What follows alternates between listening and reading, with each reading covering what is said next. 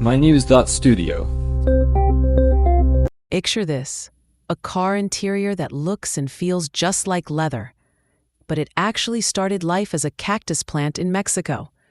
Makes you wonder, could your next jacket come from a prickly pear? Today's date is October 30th, 2025.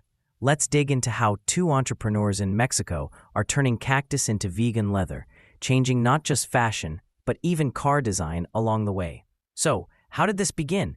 It goes back to Adrian Lopez Velarde and Marte Cazares Duarte. They figured out how to process prickly pear cactus, specifically the nopal variety, into a material that looks, feels, and lasts like traditional leather. Their company, Desserto, now supplies brands like Adidas, BMW, and Michael Kors. So it's not just wallets and belts. They're operating on a much bigger scale. But why cactus? Why not use, say, another plant? Nopal cactus is native to Mexico, and it's incredibly resilient. It grows in poor, dry soils and doesn't need irrigation, only rainwater. That's a big deal. It also acts as a carbon sink, absorbing more CO2 than it emits. And you can harvest it every 6 to 8 months for up to 8 years without damaging the plant. So the efficiency is built in from the start. But when it comes to the material itself, how does cactus leather stack up against animal leather? I mean, in terms of durability, cost, and environmental impact. On durability, it's impressive. It can last up to a decade, which is similar to standard animal leather.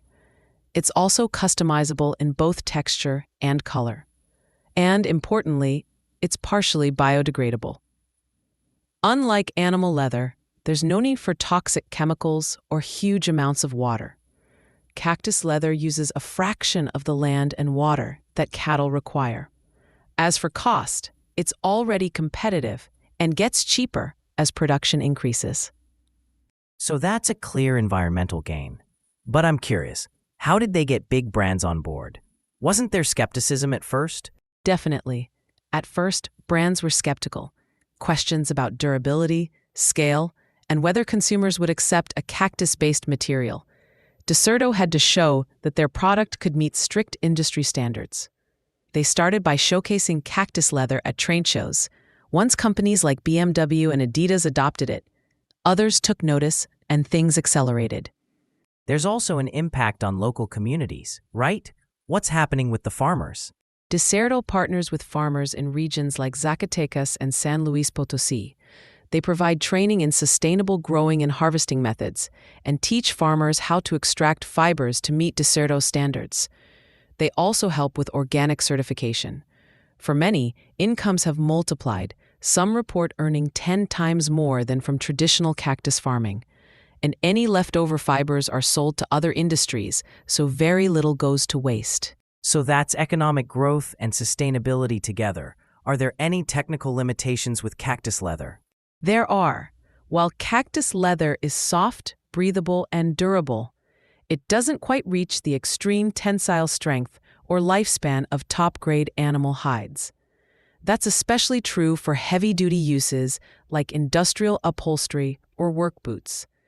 And some synthetic vegan leathers can be engineered for even more uniformity or strength, but those often have a higher environmental cost.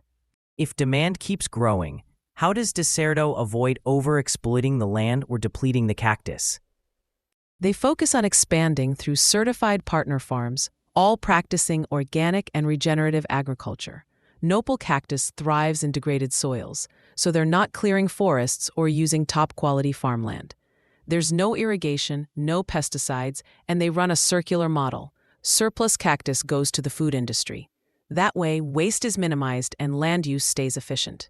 So if we look at the bigger picture, cactus leather addresses animal welfare, climate, water use, rural economies, and even supply chains. Is this a model that could catch on in other regions?